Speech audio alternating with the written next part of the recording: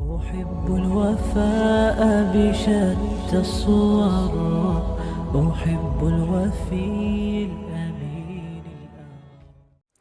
تمام ہمارے اکابر، ہمارے بڑے حضرت مولانا صدیق صاحب دامت برکاتہم، حاجی محمد علی صاحب دامت برکاتہم، اور باقی کربوغا سے آئے ہوئے مہمان اور البرہان کے نمائندے اور باقی جتنی بھی آرگنائزیشنز ہیں ہمارے یہاں کے کام کرنے والی ساتھی احباب، سب کو خوش آمدید اور سب کو اللہ جزائے خیر عطا فرمائے کہ وہ یہاں پر تشریف لائے اور ایک عظیم مقصد کے لیے انہوں نے یہاں پہ اپنی موجودگی کو ضروری سمجھا.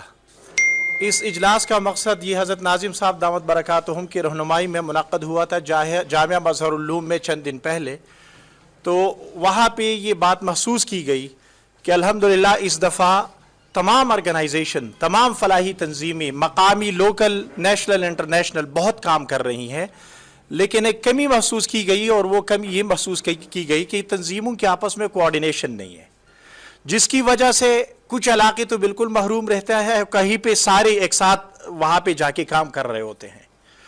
تو اس بات کا احساس کیا گیا کہ اگر ایسا کوآرڈینیشن جو ہماری بڑی تنظیمیں اور ساتھی کام کر رہے ہیں آپس میں کوآرڈینیشن ہو، کیونکہ یہ جو راشن اور ابتدائی ریسکیو کا مسئلہ تھا یہ تو گزر گیا، لیکن آگے جو مشکل مرحلہ ہے وہ تعمیرات کا ہے، ریہیبلیٹیشن اور کنسٹرکشن کا ہے.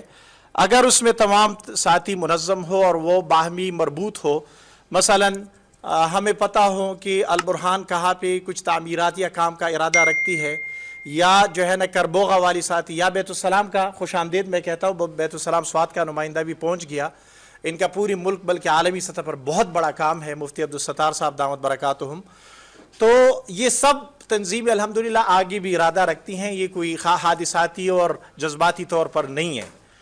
تو اگر ایسا کوآرڈینیشن ہو کہ تعمیرات کا جو سلسلہ ہے اس میں کون سی تنظیم کیا کوئی سوچ رکھتی ہے، کہاں پہ کام کرنا چاہتی ہے، اور باقی فلاحی تنظیموں کو اس کا پتہ ہو.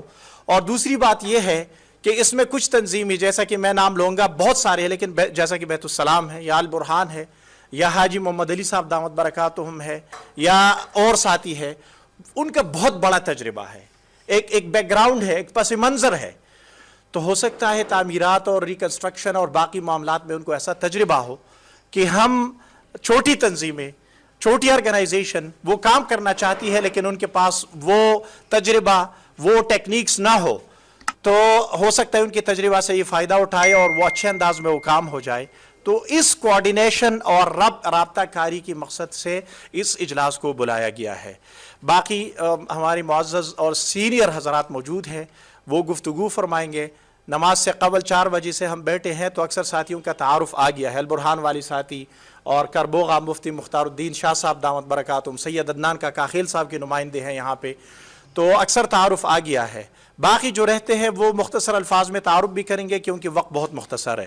اور باقی جو ہماری سینئر حضرات ہیں یہاں پہ، ناظم صاحب ہے، مولانا حاجی محمد علی صاحب ہے، بیت السلام کے ساتھی ہے، البرہان کے، کربوغا کے، وہ ساتھی مختصر کچھ تجاویز بھی اور اس حوالے سے ایک لاہے عمل کہ کیا ہو سکتا ہے کہ ہم آپس میں برموت ہو، ایک دوسرے کے تجربات سے فائدہ اٹھائے. پھر فاؤنڈیشن کی طرف سے 135 گاڑیاں مختلف علاقوں میں جا چکی ہے اور کچھ جگہوں کی تعمیر بھی شروع ہو چکی ہے. بہت سارے گھروں کو کرایہ مل رہا ہے جو وہاں سے مسپلیس ہو گئے ہیں.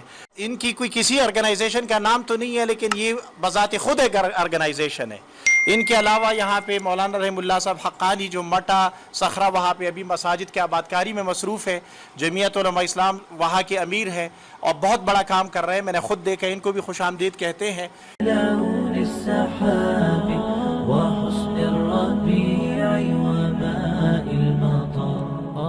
مقامهم فوق رأس الجبال وفوق الروابي وعند القمر ويا من تحب غياب